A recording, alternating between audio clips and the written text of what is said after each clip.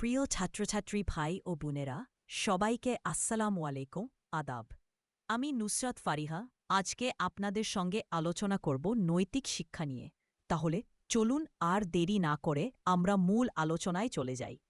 তবে একটা বিষয় বলে রাখি, আমাদের আলোচনা শেষে এই পাঠের জন্য 5টি এমসিকিউ প্রশ্ন থাকবে। প্রত্যেকটি প্রশ্নের মান 1 পয়েন্ট। টোটাল 5টি প্রশ্ন থাকবে। মোট মার্ক 5 পয়েন্ট। যারা কাঙ্ক্ষিত মার্ক অর্জন করতে পারবেন তাদের পরবর্তীতে উপবৃত্তির জন্য নির্বাচিত হবেন। তাহলে চলুন আর দেরি না করে আমরা মূল আলোচনায় চলে যাই। নৈতিক শিক্ষার প্রয়োজনীয়তা। নৈতিকতা ছাড়া সমাজ ও জীবন বিশৃঙ্খল হয়ে পড়ে।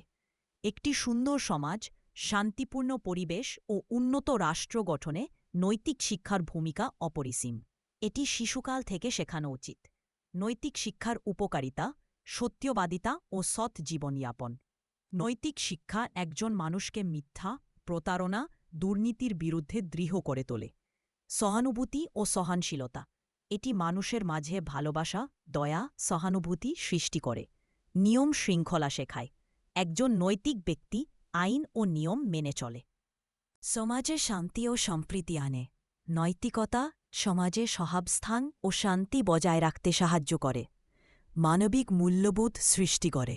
নৈতিক শিক্ষা মানুষকে দায়িত্বশীল ও শ্রদ্ধাশীল করে তোলে।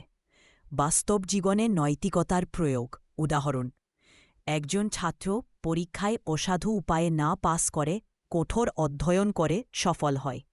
কেউ রাস্তার পাশে ক্ষুধার্ত মানুষকে খাবার দিয়ে সাহায্য করে। একজন ব্যবসায়ী ক্রেতার সঙ্গে প্রতারণা না করে সঠিক পণ্য দিয়ে। নৈতিক শিক্ষার উৎসসমূহ: পরিবার, শিক্ষা প্রতিষ্ঠান, ধর্মীয় শিক্ষা, সামাজিক অনুষ্ঠান, ভালো বই ও গল্প।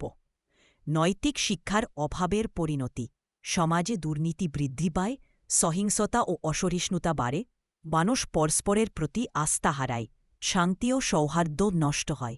নৈতিক শিক্ষা শুধু একজন ব্যক্তিকে নয়, পুরো জাতিকে পরিবর্তন করতে পারে। এটি আত্মগঠনের অন্যতম প্রধান উপাদান। আমাদের সবারই উচিত ছোটবেলা থেকে নৈতিক গুণাবলী আয়ত্ত করা এবং তা জীবনে প্রয়োগ করা।